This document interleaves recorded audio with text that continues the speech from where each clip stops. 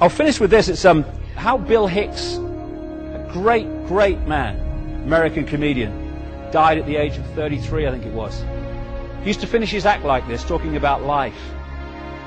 Life is like a ride in an amusement park. And when you go on it, you think it's real, because that's how powerful our minds are.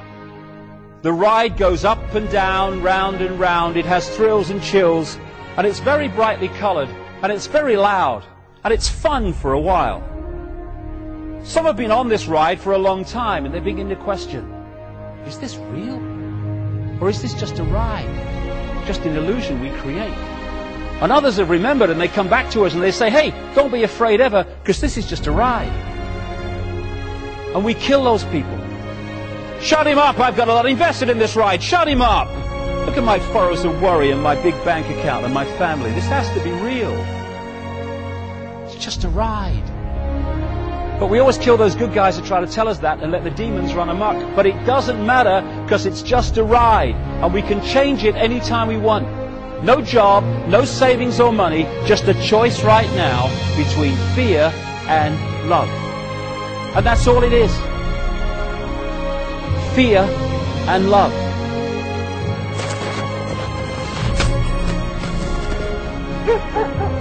I was told when I grew up I could be anything I wanted. A fireman, a policeman, a doctor, even president it seemed. And for the first time in the history of mankind, something new called an astronaut. But like many kids growing up on a steady diet of westerns, I always wanted to be the cowboy hero. That lone voice in the wilderness, fighting corruption and evil wherever I found it, and standing for freedom, truth, and justice. And in my heart of hearts, I still track the remnants of that dream wherever I go, in my never-ending ride into the setting sun.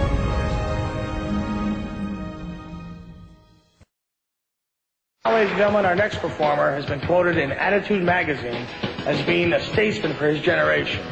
He's a comic, a poet, a revolutionary, Mr. Bill Hicks. I hate when they pick on rock and roll. You know what I mean? Remember that stuff a few years ago? You play certain rock albums backwards. There's satanic messages on them. Let me tell you something. If you're sitting around your house playing your albums backwards, you are Satan. Don't look any further. And these other musicians today who don't do drugs and in fact speak out against them, boy do they suck. What a coincidence. Ballless, soulless, spiritless, corporate little bitches, suckers of Satan's cock, each and every one of them. I love talking about the Warren Commission. I love talking about the Kennedy assassination as well. The reason I do is because I'm fascinated by it. I'm fascinated that our government could lie to us so blatantly, so obviously, for so long, and we do absolutely nothing about it. I think that's interesting in what is ostensibly a democracy. Sarcasm. Come on in. Down in Dallas, Texas. You know, you can go down there and to Dealey Plaza, where Kennedy was assassinated, and you can actually go to the 6th floor of the School Book Depository. It's a museum. It's true. It's called the Sniper's Nest. It's glassed in. It's got the boxes sitting there. And you can't actually get to the window itself. And the reason they did that, of course, they didn't want thousands of American tourists getting there each year going, no fucking way! I can't even see the road! Shit, they're lying to us! Fuck! Where are they? There's no fucking way! Not unless Oswald was hanging by his toes, upside down from the ledge. Either that or some pigeons grabbed onto him, flew him over the motorcade. Surely someone would have seen that. You know, there was rumors of anti-Castro pigeons seen drinking in bars. Someone overheard them saying, coo, coo. But old Clint, you know, I have no illusions about these cocksuckers. I know there's 12 guys who run the fucking world, and they own every company, and, you know, it's fact. You can look it up. I'm not a conspiracy nut. This is all on paper. There really are 22 families who run and own 50% of the mainstream media, which is where we get our news. And what do you think about NAFTA, man? I'll tell you what I think. The cocksucking elite who own and run everything in this fucking country are selling it out from under us tomorrow. There ain't no battle over fucking NAFTA. That's a fucking charade. Like our elections are a fucking charade. And tomorrow, ladies and gentlemen, they're selling your fucking life out from under you. Don't you ever fucking forget it either. It's sad sometimes. You ever realize that we live in a world where good men are murdered and mediocre hacks thrive? You ever notice that? John Kennedy murdered. Gandhi murdered. Martin Luther King murdered. Jesus murdered. Reagan wounded. Well, you shot me, I'm back. Cancer on my nose, I'm back. Cancer in my ass, I'm back. My God, what's it gonna take? A syringe of AIDS shot in your eyeball? I'll do it. A Trident missile shot up your fascist, evil, mean-spirited, corporate puppet, devil cock-sunken ass? Where's the button? People love him. Love him. Every fact points that he's a liar, corporate puppet, devil cock-sucking fascist. Every fact points to that. Not one fact to the opposite. But what happens? We love you, Ronnie. 4 more years. 4 more years. Let's put him on Mount Rushmore. Let's put him under Mount Rushmore. They love him. How far up your ass does this guy's dick have to be before you realize he's fucking you, man?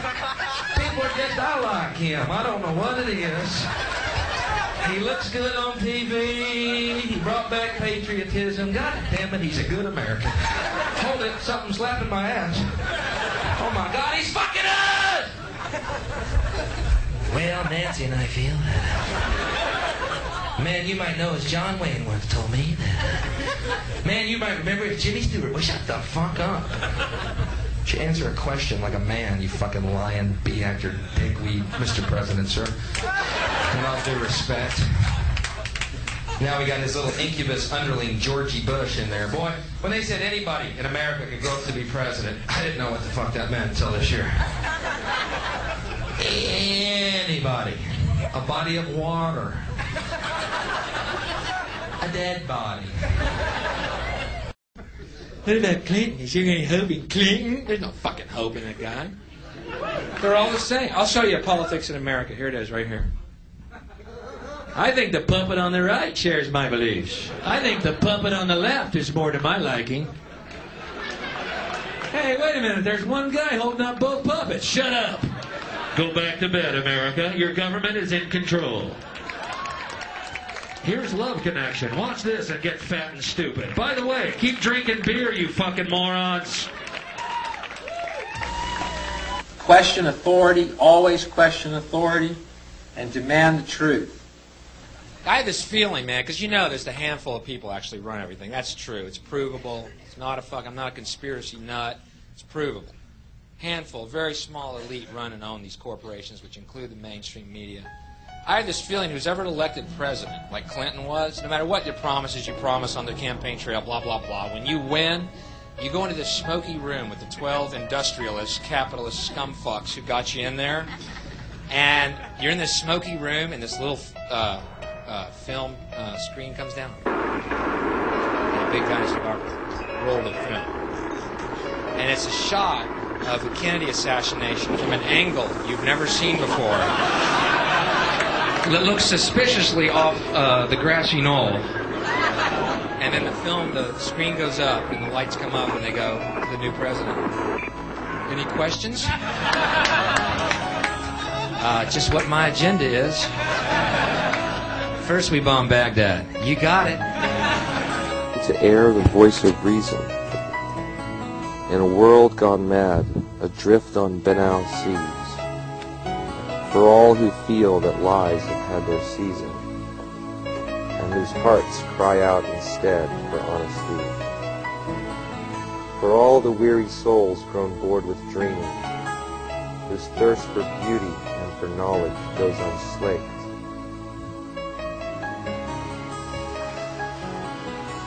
For all who want to wake from what is dreaming, to know what's real and what is real to embrace.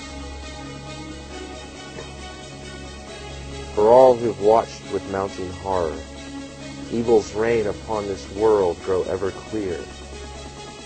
For all who've craved in vain emancipators, wielding swords of truth and laughing without fear.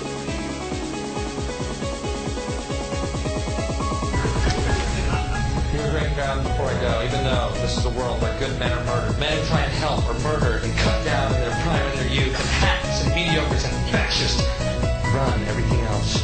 I'm going to share with you a vision that I had, because I love you, and you feel it. You know all that money we spend on nuclear weapons and defense every year, trillions of dollars, correct? Instead, let's play this. If we spent that money feeding and clothing the poor of the world, and it would pay for it many times over, not one human being excluded. We could, as one race, explore outer space